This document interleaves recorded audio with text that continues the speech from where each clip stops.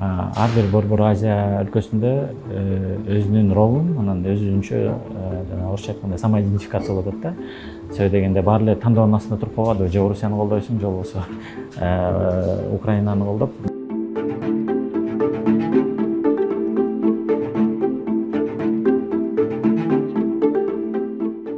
Азыр баягы системалык эмес бир атайын даярдалган эмес, мындай спонтандык, анан мындай импульстук бир жүрүштөр болуп атат да. Бул менин оюмча мурун дайыма Орусиянын үстөмдүгү болуп, Орусиянын бир таасири күчтүү болчу. Ал эми азыр Орусиянын таасири басымдап калып, ал өзүнүн согуш менен алек болгондуктан, менин оюмча ар бир Борбор Азиялык өлкөдө өзүнчө бир эркиндик пайда болду да.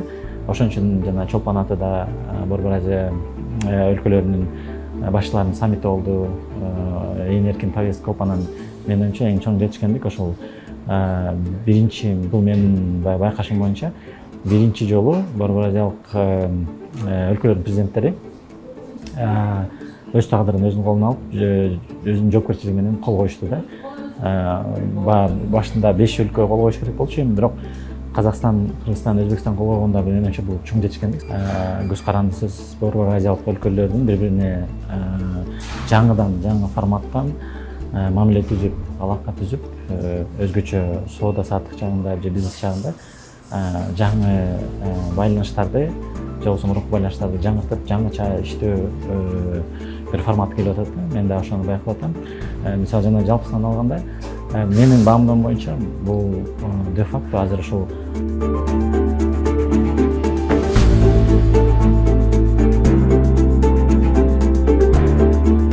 биринчиден бажы биримдиги, бажы союзу бул такыр баалуулугу, философиясы башка уюм да.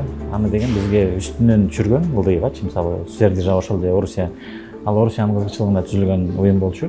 Биз болсо баягы аргасынан кошулганга туура келди. Борбор Азия чөлкөмүндө менин оюмча ошо Евросоюзга же болбосо Шенген биримдигине окшогон уюмдар түзүлгөнгө толук мүмкүнчүлүк бар.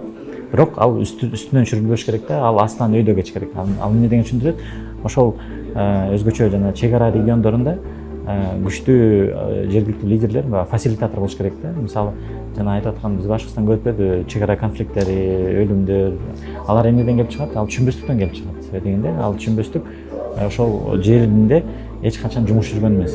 Директива түрүндө бул менин чек арам, сен бияка тийишпе дегенде майында, ошондой келип чыгат. Менин оюмча ошо эгерде Борбор Азия өлкөлөрү алдын ала жакшы даярдоо жумуштарды жүргүзүп, анан астынан өйдө биринчи ошо чек ара региондорун бириктирип, ошол жакта пилоттук проекттерди кылып, анан баягы область деңгээлине, анан уже республика деңгээлине жеткирсе, мен оюмча ошондо жакшы бекем уюм түзүлүш мүмкүн да. Мисалы, Евросоюзда эле экинчи дүйнөлүк согуштан кийин 56-жылдары түзүлүп баштаган, бирок толук кандуу болуп 2000-жылдан кийин эле иштеп баштады да.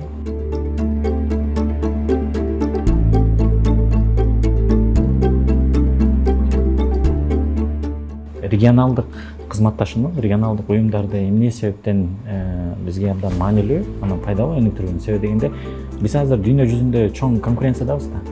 Өлкө катары биз аябай майда өлкөбүз, чабал өлкөбүз. Биз баары утулабыз. Эгерде биз биринчи кезекте кошуналарыбыз менен тил табышып, анан эң негизгиси кимдин баягы ролу, анан кимдин артыкчылыгы, кемчилиги эмне экенин түшүнүп алса, ошондо баягы дүйнөлүк маркетте, дүйнөлүк базарда биздин региондун ролу чоңоет да. Экономикалык көз караштан караганда Борбор Азия регионунун потенциалы абдан зор, абдан чоң.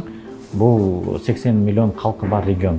80 миллион дегенде бул бир Германия, же болбосо ошо бир нече Европа өлкөлөрүн бириктиргенде да потенциал чоң. Ал ошол учурда бизге келип аткан туристтер эмнеге кызыгат? Жеке эле Кыргызстан кызыкпайт, себеби Кыргызстанда бизде жаратылыш, Өзбекстанда тарых, Казакстанда дагы айкалышкан да, жаратылыш менен тарых.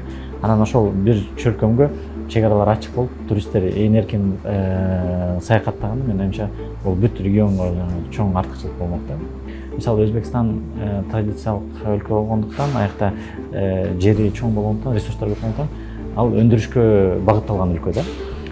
Казакстан деле ошондой. А биз болсо жанакындай сервис, же болбосо туризм, же болбосо эң жогорку деңгээлде билим берүү, маданият, банк кызматтарын хаб болуп ошол эки чоң регионалдык өлкөлөрдүн ортосунда өзүбүздүн ролубузду таба алмакпыз да. Менимче ошол туура эгерде позицияларды тапса, ошондо биз көп убакыт коротпойбуз дагы, анын өнүгүү да тез келмек да.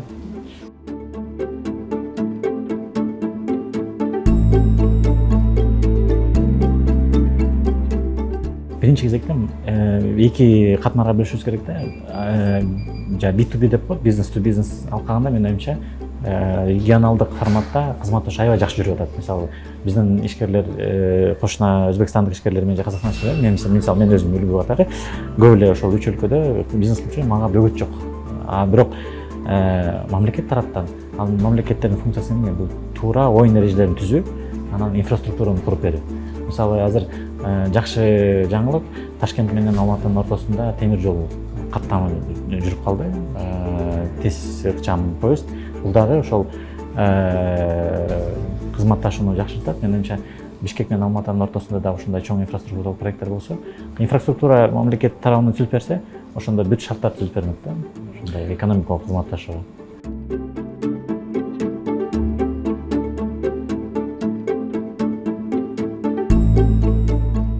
Ишкерлерге, бизнеске, экономикага керек эмес барьерлерди түзбөө, эркиндик берүү. Качан экономикалык эркиндик, анан ачык, айкын, түшүнүктүү оюн эрежелери болсо, ошондо акча, инвестиция, финанс өзүнүн жолун өзү эле табат.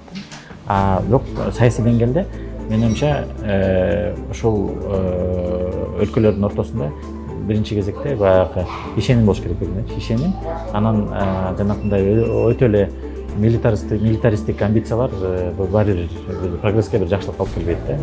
Биз ошол 25 жылдан бери парламенттик демократияны өнүктүрөбүз деп атабыз, президенттик демократияга кетип калдык. Ошол өлкөлөрүбүз кайра президенттик демократиядан парламенттик демократияга багыт алып атышат да. Бул баягы кызыктуу саясий процесстер болот.